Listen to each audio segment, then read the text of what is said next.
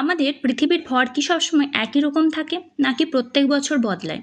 অনেকেই বলেন ভর বাড়ছে, আবার অনেকেই বলে কমছে। আসল সত্যিটা কি? চলুন আজকে জানি।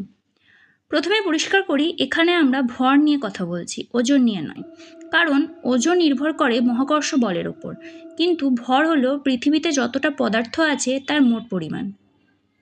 পৃথিবীর ভর বাড়ে কোথা থেকে? প্রতিদিন মহাশূন্য থেকে অসংখ্য ছোট ছোট ধূলিকণা আর গ্রহাণুর টুকরো এসে পড়ছে পৃথিবীতে। এই সংখ্যা এত বিশাল যে বিজ্ঞানীরা আন্দাজ করছেন বছরে কয়েক হাজার থেকে শুরু করে প্রায় 40,000 টন পর্যন্ত নতুন ভর পৃথিবীর সাথে যুক্ত হয়।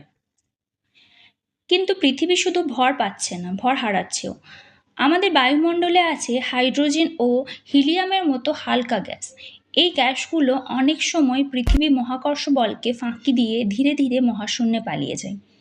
বিজ্ঞানীরা হিসেব করে দেখেন, এইভাবেই প্রতি বছর প্রায় 75,000 থেকে 95,000 টন ভর হারিয়ে যায় পৃথিবী থেকে।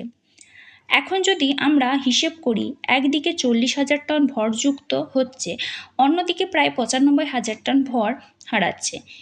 এই নেট ফলাফল দাঁড়াচ্ছে পৃথিবী প্রতি বছর সামান্য হলেও হালকা হয়ে যাচ্ছে, আনুমানিক কয়েক 10,000 টন। কিন্তু এটা নিয়ে কি আমাদের চিন্তা করার দরকার আছে? একেবারেই না। এত বিশাল ভরের তুলনায় প্রতি বছর এই ক্ষতি একেবারেই নগণ্য। পৃথিবীর ক্ষেত্রেও এই ভর কমা বা বাড়া কোনো প্রভাব ফেলে না। সহজ করে বললে, হ্যাঁ, আমাদের পৃথিবী প্রতি বছর অল্প অল্প করে হালকা হচ্ছে, তবে সেটা এতই সামান্য যে কোটি কোটি বছর লাগলেও পৃথিবীর ওপর কোনো প্রভাব ফেলতে পারবে না। তাহলে এখন প্রশ্ন উত্তর পরিষ্কার, পৃথিবীর ভর ধীরে ধীরে কমছে, বাড়ছে না।